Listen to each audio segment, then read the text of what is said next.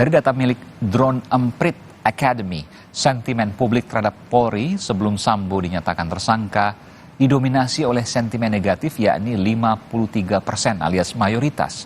Sementara sentimen positif hanya 17% dan netral 30%. Setelah Sambo menjadi tersangka, sentimen positif naik drastis menjadi 80%, sementara sentimen negatif turun di angka 12%.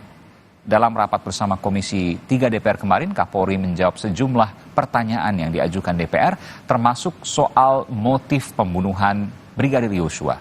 Kapolri menyatakan motif pembunuhan dipicu laporan istri Sambo, Putri Chandrawati, terkait masalah kesusilaan.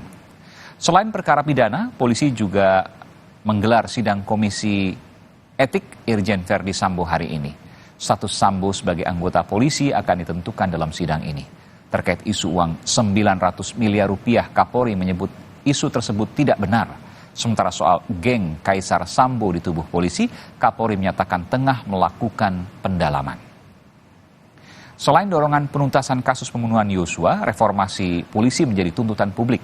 Seperti apa langkah strategis Kapolri untuk menyelamatkan citra polisi di tengah badai kasus yang menjerat puluhan personel polisi ini? Kita akan bahas usai informasi berikut. Kasus pembunuhan berencana Brigadir Yosua terus menarik perhatian publik. Terlebih lagi, kasus ini melibatkan mantan Kadif Propam Polri Irjen Verdi Sambo yang kini menjadi salah satu tersangka pembunuhan berencana. Terlibatnya Jenderal Bintang 2 dalam kasus ini ikut mempengaruhi citra Polri di mata publik. Lembaga Drone Emprit mencatat sentimen pembicaraan publik di media sosial cukup dinamis terkait perjalanan kasus pembunuhan berencana Brigadir Yosua. 80% sentimen publik positif setelah Verdi Sambo dijadikan tersangka pada 9 Agustus lalu. Meskipun demikian, masih ada 12% suara publik yang menilai negatif momen penetapan tersangka tersebut. Sementara itu, sentimen publik kembali terbelah saat Kapolri ke Komisi 3 DPR kemarin. 39% publik menilai positif dan 48% publik menilai negatif kehadiran Kapolri ke Komisi Hukum DPR, meskipun Kapolri sudah menjawab sejumlah pertanyaan yang dilontarkan oleh anggota DPR. Kepercayaan dan apresiasi publik yang tinggi pasca penetapan Verdi Sambo sebagai tersangka mengalami penurunan saat Polri umumkan tidak akan membeberkan motif pembunuhan. Hal ini juga menyuburkan spekulasi liar publik. Hari ini, Lembaga Survei Indikator Politik Indonesia mengungkap tingkat kepercayaan masyarakat terhadap Polri menurun drastis pasca diterpa kasus Verdi Sambo. Sebelumnya pada Mei 2022, tingkat kepercayaan publik terhadap Polri sebesar 66,7%, tapi kini turun menjadi 54%. Yang tahun lalu peringkat pertama, itu trennya menurun. Sekarang tinggal 54%. Publik yang percaya atau sangat percaya terhadap institusi kepolisian.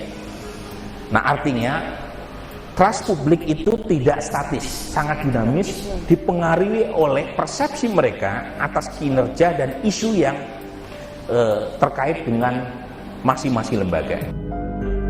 Jika dibandingkan dengan lembaga hukum lainnya, saat ini Polri berada di posisi ketiga, di mana Kejaksaan Agung mendapat kepercayaan publik sebesar 63,4%, disusul dengan KPK 58,8% dan Polri 54,2%. Keseriusan Polri dalam menangani kasus Sambo akan menentukan penilaian publik pada Polri. Kapolri pun sangat sadar akan hal tersebut. Kapolri menyebut penyelesaian kasus pembunuhan Yosua dengan tersangka Irjen Verdi Sambo menjadi pertaruhan citra Polri saat rapat koordinasi dengan seluruh jajaran Polri pekan lalu. Pasca terjadinya peristiwa Duren 3, angka kita langsung anjlok di angka 28. Dan kemarin pada saat penetapan FS sebagai tersangka, angkanya naik menjadi 78. Dan ini adalah pertaruhan institusi Polri, sehingga harapan kita angka 78 itu minimal sama atau naik. Hari ini, Verdi Sambo menjalani sidang etik di Mabes Polri terkait kasus pembunuhan berencana Brigadir Yosua. Meski sidang kode etik dilakukan tertutup, Kadif Humas Polri Irjen Dedi Prasetyo menyatakan hasil sidang etik Irjen Verdi Sambo akan dilakukan terbuka. Tim Liputan Kompas TV.